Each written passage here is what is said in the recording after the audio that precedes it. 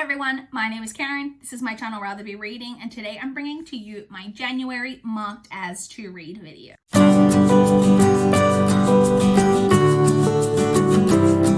So in case you are new here, my marked as to read video is a series of videos that I do each month where I talk about all of the books that I was inspired to mark as to read on Goodreads. So it's not a TBR, it's not an anticipated releases, although I will note that this video does include a lot of 2021 releases because it's January. But yeah, I'm just going to talk about all of the books, where I heard about them, why I'm excited about them, what they're about. So let's jump in. I have a lot of books that I marked as to read in the month of January, but it's a nice even number. I marked a total of 20 books as to read in January. So let's talk about them. So the very first one was a Goodreads blog post. There are a lot of Goodreads blog posts in this video. This was just one of their ones that they do every week or so, where they talk about the books that are, have hit shelves recently. And that is the Mystery of Mrs Christie by Marie Benedict. So this is, Agatha Christie is very famous, obviously a very famous author, but she has quite an interesting life and history. And there is a period of time where she went missing for a week or something like that. I think her car was found parked near a lake or something like that. And she was just gone for a week, and then she returned and she never talked about where she went or what she was doing. And this is a fictionalized account of what she was doing while she was away, I believe. And so I was interested in that because you guys know I love Agatha Christie. The next one that I marked to is from another Goodreads blog post. This one was about the January anticipated YA releases. This is called One of the Good Ones by Maker and Maritza Moolight. And this one is about it's a contemporary. It's about the mysterious death of a teen social activist. But I think it has a lot of commentary about the way we perceive people once they're, I realize I should have moved over because I'm gonna have to put in a lot of covers. The way we perceive people once they're dead, and the way that, particularly if you are a social activist type of person, that you can be pigeonholed into being seen to be this fantastic human, even though obviously everyone is nuanced. And so I think it deals with a bit of that, and then what happened with this girl's death, stuff like that. It just sounded intriguing, and so I marked it as to read. The next one is another book that I believe is coming out in 2021 that my friend Mel recommended to me, but I would have been interested in this book no matter what, and that is The Maidens by Alex Michaelides. Alex Michaelides was the author of The Silent Patient, which is a thriller that I personally really, really enjoyed, and this is his follow-up. And it's about a woman who, I can't remember what her job is, but I'm not exactly sure. She suspects that there's this professor at this kind of private college who she believes is a murderer. And I think there's a lot of girls who are getting murdered or going missing. And it's all got to do also with a secret society known as the Maidens. I don't know too much about it apart from that. But like I said, I was always going to be interested in it because of the author. So I marked it as to read. The next one I marked, funnily enough, from a Goodreads blog post. This one was about the 2021 anticipated YA. And I marked one from that, which is Down Comes the Night by Alison Saft. This one is a gothic fantasy about a girl who has been, due to her reckless use of her magic, she has recently been dismissed from the Queen's Guard, which means I think that she's also, because I think it's got a female-female romance in there, she's had to leave the woman that she loves behind. I think she gets summoned to this, castle or something for someone to there's someone there who's been poisoned and they want her to heal this person. And that would help reinstate her as her reputation. When she gets there, however, the person that she needs to heal is the sworn enemy of the kingdom or something. And then these two have to work together to help save the kingdom or something. I'm not exactly sure, but it just sounded fun, and the fact that it's gothic fantasy, that was enough for me. The next one came from a Goodreads blog post. This one was about, again, January anticipated books. I think this one was just general fiction, and the book is The Divines by Ellie Eaton. This one is about a group of girls who are all friends at a boarding school. I think it's almost cult-esque in the way that they all support each other and are friends. I believe that is at the time of the 90s, which love it. We're now following, I think it's then present day, and we're following a girl who was part of this like group of girls who is now returning to the boarding school for some reason or other, and it's about all of that. I'm not really sure. You had me at like a group of girls who were all like really like weirdly close at a boarding school. It is what it is. The next 5, I all from a Goodreads blog post, and this is obviously the Goodreads blog post that spoke to me the most, which is the 2021 most anticipated mysteries and thrillers. You guys know I was skimming through that because this is my jam. So the first one is called The Lost Apothecary by Sarah Penner. This one I think is more like fantastical thriller. It's about a woman who, I believe she used to be a healer, but she now uses her knowledge of like herbal medicines and things to create poisons that she uses to help women escape men. I don't really know too much about it apart from that, but that was enough for me to be intrigued. The next one is called The Lost Village by Camilla Sten. This one is about a woman who is a like documentary filmmaker. And there is this mining town that is known as like the Lost Village. I believe it was in the 50s. Everyone from this town just like went missing, except for 2 people, which is a woman who was found stoned to death in like the town square and an abandoned newborn. And I believe that the woman like has I think she had some family members who were part of this town that just went missing. And it's about the documentary like filmmaking team returning to this town to try like figure out what the hell went on. And it just sounds very interesting. The next one I must read is Mirrorland by Carol Johnstone. This one is like a gothic thriller, and it's about a girl who has, it's about 2 twin sisters. You guys know I love twins as well. So gothic twins, you had me at hello. It's about, they live in this like gothic estate, and they have created this fantasy land called Mirrorland, like when they're children, that's filled with like all kinds of like magical elements and witches and magic and all of that type of thing. And they're now adults, and one of the sisters still lives in this gothic estate with her husband, when the other sister, I think the sister who lives on the estate has gone missing, and her sister is now returning to the estate to try to figure out what happened with her sister, and it all, I think, ties back into this Mirrorland that they created as children, all of that. I don't know, I was intrigued. The next one from that blog post that I marked as read was Mother May I by Jocelyn Jackson. This one was a very easy, click on the button because I want to read everything by Jocelyn Jackson. I've read a huge amount of her backlist. Her previous releases prior to last year were all more, or might not have been last year, it might have been 2019, but were all more like women's fiction with like kind of a like mystery bent to them. And then last year or the year before, she posted more of a like kind of straight up thriller. And this is another one that I believe is more just like straight up thriller, but I was always going to be interested in it again because of the author. So it's about a woman who starts seeing this like woman around town who she thinks is a witch. She's like, you know, typical witch looking woman. She keeps like popping up, and then I think this woman's son goes missing, and it's all like kind of tied into that. Like I said, I don't really know too much about it, but like I said, Jocelyn Jackson was enough for me.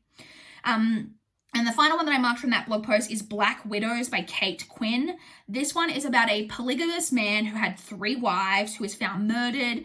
And I believe that each of the 3 wives is now a suspect, but also they're all like suspicious of each other. But also they're all suspected by the cops. It just sounded interesting. The next one that I marked as to read, I heard about in on a video from Simon from Savage Reads channel. He did a video about like different like ghostly books, but like that are all a bit different. And the one that I was most intrigued about from that video that he did is The Haunting of Henry Twist by Rebecca F. John. This is about a man who has a child, and his wife like passed away, and then one day this like man comes into their lives, but I think maybe this man is like actually the dead wife. I don't know, it sounded weird but interesting. The next one is another one that my friend Mel recommended to me, and she knows my taste to a T. This one is nonfiction. It's called South of Forgiveness, A True Story of Rape and Responsibility by Thordis Elva and Tom Stranger. This one sounds incredible. This is about a woman and a man, her rapist, who are meeting up. I think like he's from Australia and she's from like the UK or something, and they're meeting up in like they meet up like a kind of like in a middle point between like the 2 places that they live to discuss her rape and like what happened. I think it might have been like a date rape, or like it wasn't a stranger rape, it was a friend situation. and about both sides of the story, like from each of them, and them each like trying to like deal with the repercussions of what happened. It sounds incredibly interesting. I believe that the two of them as well have written this book together. I could be wrong about that, but I think it's got the two authors. Like, this sounds incredibly interesting. And so I marked that as to read. The next one is kind of an interesting one for me to have marked as to read, because it was based on the author. But so the book is Monster Love by Carol Topolsky, which is interesting because I read her book Do No Harm and I didn't like it. But in all of the reviews for that book, people were talking about how they were interested in reading that one because her first book, Monster Love, had been like so like weirdly twisty and dark. And I was like, well, okay, well, I want to check out that one. And it's about a couple who have a daughter, and like no one has seen the daughter in like several months, but the couple have never looked happier. I don't really know too much about it apart from that, but like I said, I was just kind of intrigued because everyone who was doing reviews on that other book just kept mentioning this book, so I was intrigued. The next one is a book that I saw on NetGalley, and I'm not gonna lie, I was mainly interested in it just because of the title, because I think this title is amazing. The title is In My Dreams, I Hold a Knife by Ashley Winstead, and this is about, also, it sounds like really like kind of tropey thriller that's right up my alley. It's about 6 friends who are all returning for a college reunion, but the 7th friend was like murdered back when they were in college, and it's like an unsolved murder, and it's about them all returning for the college reunion, and I guess we're going to find out what happened with the murder. I love that, but that title, In My Dreams, I Hold a Knife, exquisite. The next, I think two all came from both came from another Goodreads blog post. This one was about 75 2021 debut novels. And there were 2 that I was particularly interested in. The first one is What Comes After by Joanne Tompkins. This one is, I think, like kind of literary fiction about 2 boys who have died. And it's about, I think, one of them had like a single father and one of them had a single mother. And they're both like kind of left behind following the deaths of both of their sons, really trying to deal with like that, the aftermath of that, when a girl, I think, like turns up in their lives who is pregnant, I presume by one of the sons, not really sure what's going on there, but about how she affects both of their lives following the aftermath of the death of these 2 boys. That type of thing. I don't know, it just sounded very interesting. Actually, the synopsis of it reminds me of this movie that I saw way back in the day that I think has like Pierce Brosnan in it. I don't know, but it reminded me of that, and so I was intrigued. Now, the next one from that blog post was called Body of Stars by Laura Magdalene Walter. This one had such an interesting premise. It's about a world where the marks on a woman's body, like freckles, moles, birthmarks, all like tell a woman's future. And like when she goes through puberty, her like future can be read by like people who are like trained to like read the signs on their bodies or whatever. But they also go through like, at this time, go through a changeling period, which is like a time when they become like irresistible to men, and it's like a really dangerous time for them. Not really sure what's going on with that, but then it's about a girl who is about to go through this time where she's going to be finding out her future, and it's her brother's really excited about it as well because he is one of the rare men who's been like trained to like read the signs, because normally it's women, I think, who do this. But then when this girl's future is read, she discovers a horrible secret about her brother's fate. I don't really know too much about it apart from that, but that just, I don't know, there's a lot in there that just sounds really, really interesting to me. So I marked it as to read.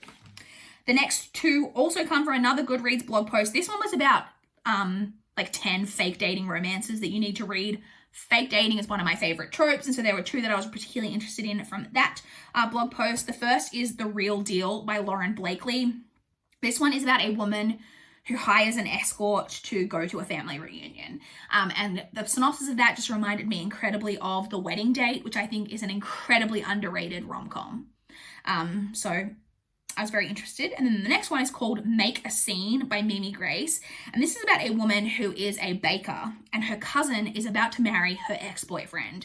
And she knows that she's got to go to this wedding with like an amazing boyfriend as like her guest. And so I think she asks the guy who like owns like a boxing gym next door to her bakery to pretend to be her boyfriend at the wedding.